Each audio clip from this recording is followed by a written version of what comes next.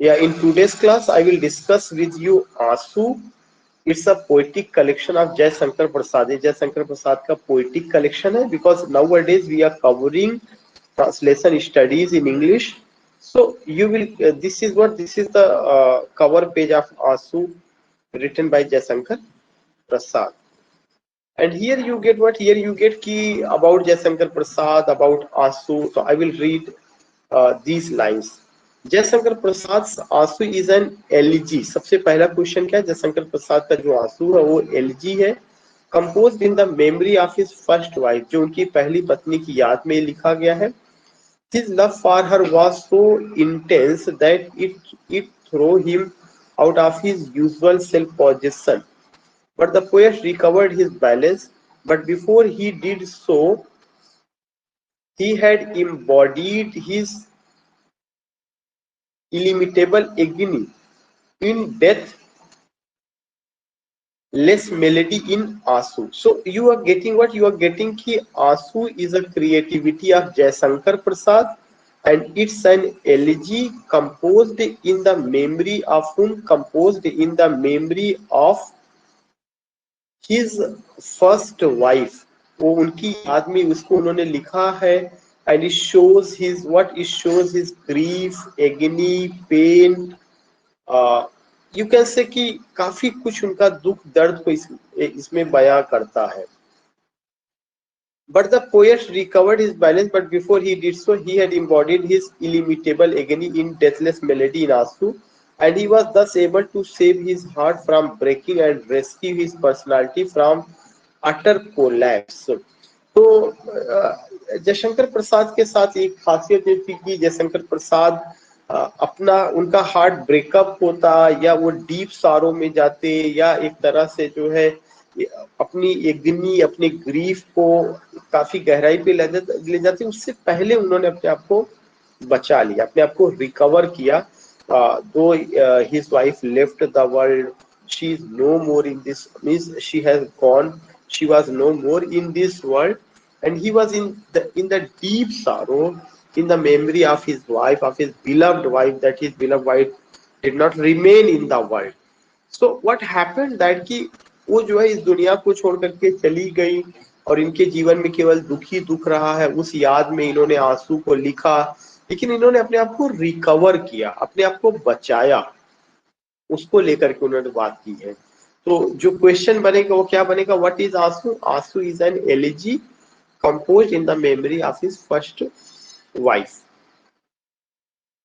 Shakespeare has rightly said that a man must express his grief, otherwise it will break his heart. इसके संदर्भ में जोड़ा गया कि शेक्सपियर ने सही ही कहा है कि एक आदमी को अपने दुखों का इजहार करना चाहिए, वरना उसका दिल टूट जाएगा। तो दिल टूटने का इन द सेंस यहाँ पर ये है कि जैसे जयशंकर प्रसाद की wife, first wife, no more in this world, and he was in deep sorrow after passing of his wife, लेकिन उन्होंने क्या किया? अपने उस दुख दर्द को शब्दों के रूप में एक किताब की शक्ल दी, पोइट्री की शक्ल दी, पोएम्स के कलेक्शन के रूप में हमारे सामने आता है। गिव सारो वर्ड्स, कह रहे कि अपने दुखों को शब्दों की शक्ल दीजिए। The grief that does not speak, वे दुख जो बोल नहीं पाते। Whispers the over fraught heart and bids break, कह रहे कि वे दुख जो बोल नहीं पाते वे हार्ट में होते हैं और हार्ट एक समय ऐसा आता है कि टूट जाता है। तो अगर अपने आप को आपको बचाना है और हार्ट के जो हार्ट का जो दुख है, अगर उससे आपको अपने आप को बचाना है तो आपको अपने दुखों को एक शब्दों में पिरो करके लोगों के पास रखना चाहिए। यहाँ से एक इंपॉर्टेंट पॉइंट है कि आंसू is a lyric of love. आंसू क्या? एक लिरिक पोयम है, एक लव पोयम है। It has all the qualities of lyrical poetry, इसमें वो सारी क्वालिटीज है लिरिकल पोइट्री की जो और पोयम में देखी जाती है। Namely intensity of emotional experience, spontaneity of expression इसमें है, सब्जेक्टिविटी है, सब्जेक्टिविटी ऑफ थॉट है एंड फीलिंग है। तो we know it very well कि जो लिरिक होता है, लिरिक किसको कहा जाता है? अ पोयम विच इज संग विद म्यूजिक, या ट्रेडिशनली अगर देखा जाए कि any poem music is called lyric. उसमें क्या होता है? सब्जेक्टिविटी होती है, उसमें ग्रीफ होता है, इमोशंस होता है, स्पॉन्टेनिटी ऑफ एक्सप्रेशन होता है, and these things we find in the works of Jaishankar Prasad. Idea और सेंटिमेंट को लॉफ्टीनेस ऑफ इमेजिनेशन की बात होती है, डेप्थ ऑफ सेंसिबिलिटी की बात होती है, इसके अलावा brevity of form, resonance of rhythm and liquidity, ये सब उन्होंने लिरिक की खासियत बताया। और ये सारी कैरेक्टरिस्टिक हमें किस में देखने को मिलता है? आंसू में देखने को मिलता है। Prasad was a passionate lover of women. Prasad was a passionate lover of women, and he found the ideal of womanhood in his own first wife. It is obvious from Asu she was a perfect embodiment of elation, of that inborn loveliness which is the characteristics of woman. So एक important point क्या है कि he was a lover of, या he was a passionate lover of woman, and he found womanhood in his first wife, and that womanhood he presented, he described in आंसू। इसके अलावा उन्होंने बताया कि या woman of the affability of manner, inalienable and quiet dignity which would not yield the random gusts of her husband's passion. Prasad was a passionate lover not only of malleability but also of that pudicity which is the woman's highest ornament. कुल मिलाकर के he was a passionate lover। ठीक है, उनका जो love था woman के प्रति और जो वुमनहुड उन्होंने अपनी वाइफ में देखा, वो सब उनको एक दूसरी तरह की पोयम को लिखने पे मजबूर कर रहा था। लेकिन सडनली ईश्वर को कुछ और, ईश्वर की मंशा थी और ईश्वर ने क्या किया कि स्नैच्ड हिज वाइफ, या his wife left this world for heavenly abode, and he came under grief sorrow, और तब जाकर के आंसू आता है। then you find कि वुमेन्स हाईएस्ट ऑनर आंसू इज दस अ रोमांटिक लिरिक, यह एक रोमांटिक लिरिक है। एलिजी का शक्ल इसको दिया गया पर excellence. It combines sweetness and sadness, इसमें स्वीटनेस है, सैडनेस है, but leaves an optimistic impression of all pessimism. इतना सारा पिसिमिज्म होते हुए भी उसमें ऑप्टिमिज्म है। आंसू is a masterpiece and a classic, not only his not only of the entire Indian literature, not only Hindi, of entire Indian literature। तो उन्होंने बताया कि जो आंसू है यह एक मास्टरपीस है, एक अच्छा पोयम है, और यह एलजी की शक्ल में है। अब जहां तक बात है थोड़ा सा जयशंकर प्रसाद को लेकर के कि जयशंकर प्रसाद का जन्म 1890 में हुआ, 1937 में उनकी मौत हुई है, और वह एक ग्रेट लिटरेरी फिगर थे हिंदी लिटरेचर के। He contribution in almost every field, चाहे वो पोइट्री रहा हो, चाहे ड्रामा रहा हो, चाहे नॉवेल रहा हो, स्टोरी, एसे, काफी कुछ काम उनका रहा है। These dramas have rediscovered the lesser known period of history with with charismatic and artistic skill, chamiastic होना चाहिए। He had profound knowledge of Hindi, Sanskrit as well as English. He had meticulously and critically studied the scriptures as well as Sanskrit literature, which reflected in his writing. ये तो लेकर के कुल मिलाकर के उनकी लाइफ को के बारे में बताया गया है। ये है कि कब पैदा हुए कब मरे ये ध्यान में रखना है। अब उसके बाद इंट्रोडक्शन है, किसका इंट्रोडक्शन यहाँ बात की जा रही है? आंसू को लेकर के। प्रसाद आंसू is an elegy composed in the memory of his first wife. His love for her was so intense that it threw him out of his usual self-possession, but the poet recovered his balance, but before he did so, ये तो अभी हम लोगों ने cover किया है, पढ़े लीजिए। खास करके पहला पैसेज वहां से वही का ही रिपीट किया गया है आंसू को लेकर के।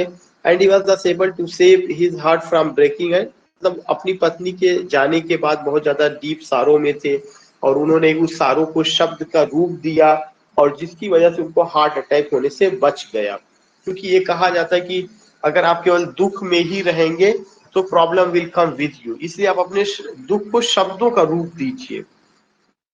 Shakespeare has rightly said that a man must express his grief, ये हम लोगों ने किया। Give sorrow words the grief that does, ये सब चीजें हम लोगों ने कवर किया हुआ है।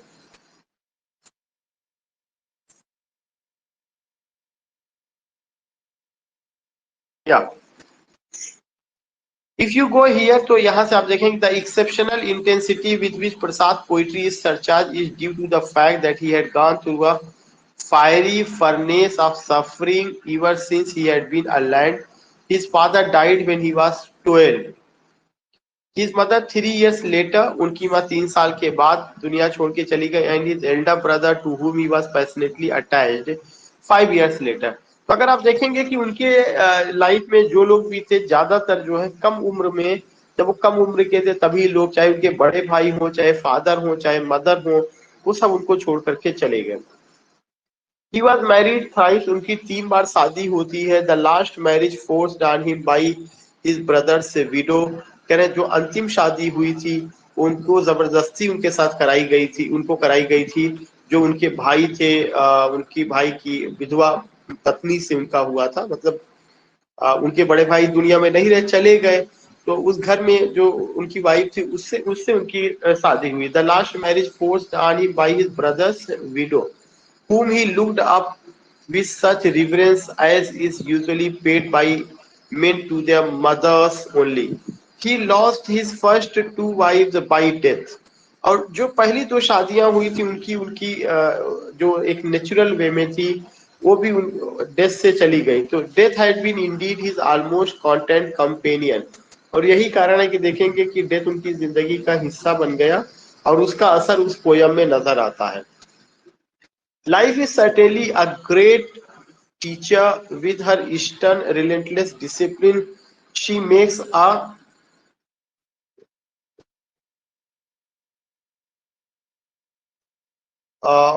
लाइफ को लेकर के उन्होंने बताया है कि कैसे कैसे she turns a sinner into a saint, but death is even a great teacher than life. अभी तक उन्होंने बताया कि जो डेथ है वो क्या है, but death is even teacher than life. This is a very important point. Death is a even a great teacher than life. What I want to say कि डेथ को लेकर के जो उन्होंने बात बताई है कि टाइम तो है ही है, टाइम तो टीचर है ही है, लेकिन टाइम से बड़ा टीचर आज तक हम लोगों ने क्या कहा, हम लोग अक्सर अपनी बातों में यही कहते हैं कि समय सब कुछ सिखा देता है, लेकिन उन्होंने कहा नहीं, डेथ सब कुछ सिखा देता है। Death is even a great teacher than life.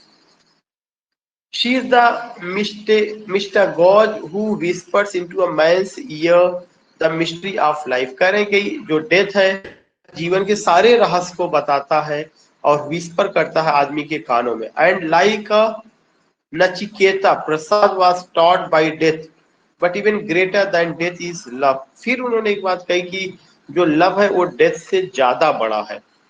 Love कांकर्स death, love जो है डेथ को कांकर करता है, as was said by Browning, जैसा ब्राउनिंग ने कहा है।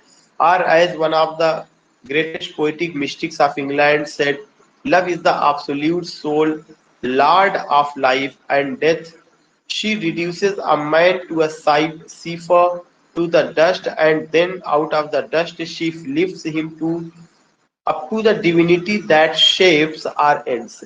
सो एक दर्शन चल रहा है कि कौन सी चीज ज्यादा बड़ी है, डेथ ज्यादा बड़ा है, लाइफ ज्यादा बड़ी है, नसीहत किससे ज्यादा मिलती, तो पता चला कि जो है डेथ ज्यादा नसीहत देता है। और क्यों? क्योंकि इनकी दोनों वाइफ का इंतकाल हुआ, इनके माँ का, इनके भाई का, और बाद में इनको अपनी भाभी से करनी पड़ी, जबकि की दृष्टि से देखते थे, लेकिन उस समय परिवार की मजबूरी रही होगी कि एक विडो को कौन पूछेगा, कहाँ जाएंगे, तो उनको सहारा उन्होंने दिया जयशंकर प्रसाद जी ने।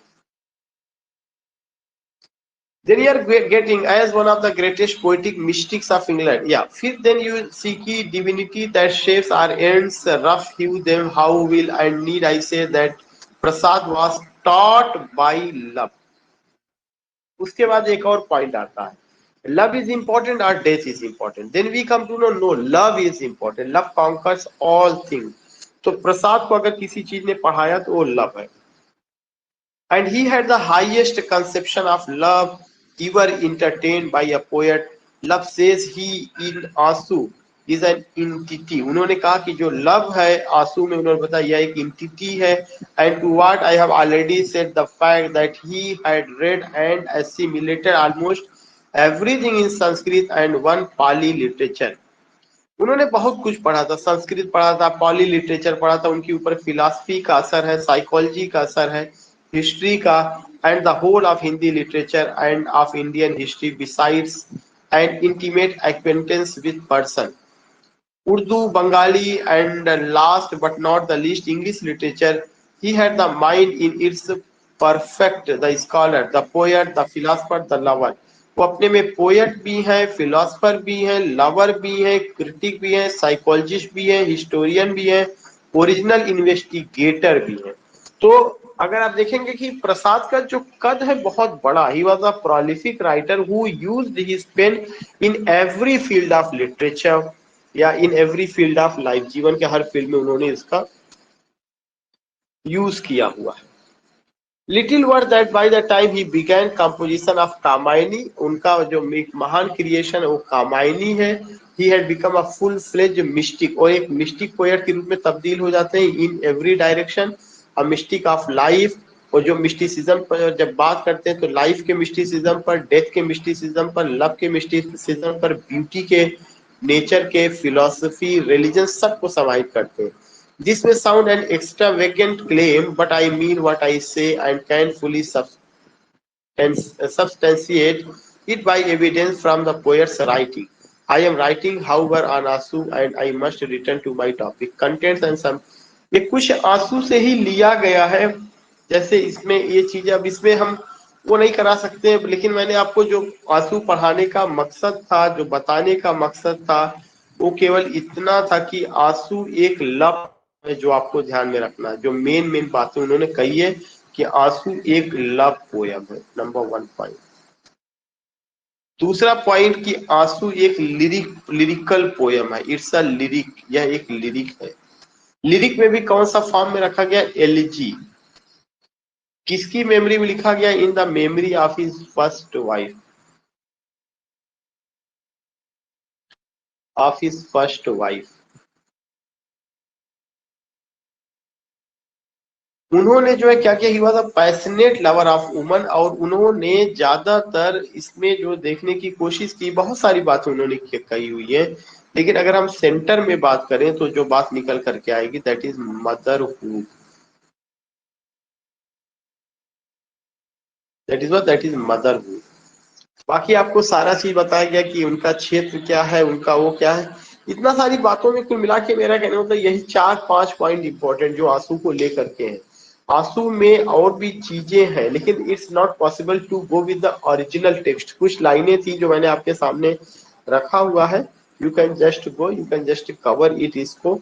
और कामायनी वगैरह भी है, उनका बहुत सारा आपने नाटक भी, ध्रुव स्वामी उनका नाटक रहा है, और स्कंद गुप्त का पर है, एक कैरेक्टर है ध्रुव स्वामी का, और भी उनके तमाम नाटक रहे। जब आप हिंदी का एक पेज अगर उनको पलटेंगे देखेंगे तो चीजें आ जाएंगी, लेकिन मेन बात जो करना तो आंसू को करना था। तो इतना सारी चीजें which I have discussed with you, you can just go with these lines. हो सकता है कुछ चीजें इसमें से समझ में आ जाए, नथिंग एल्स।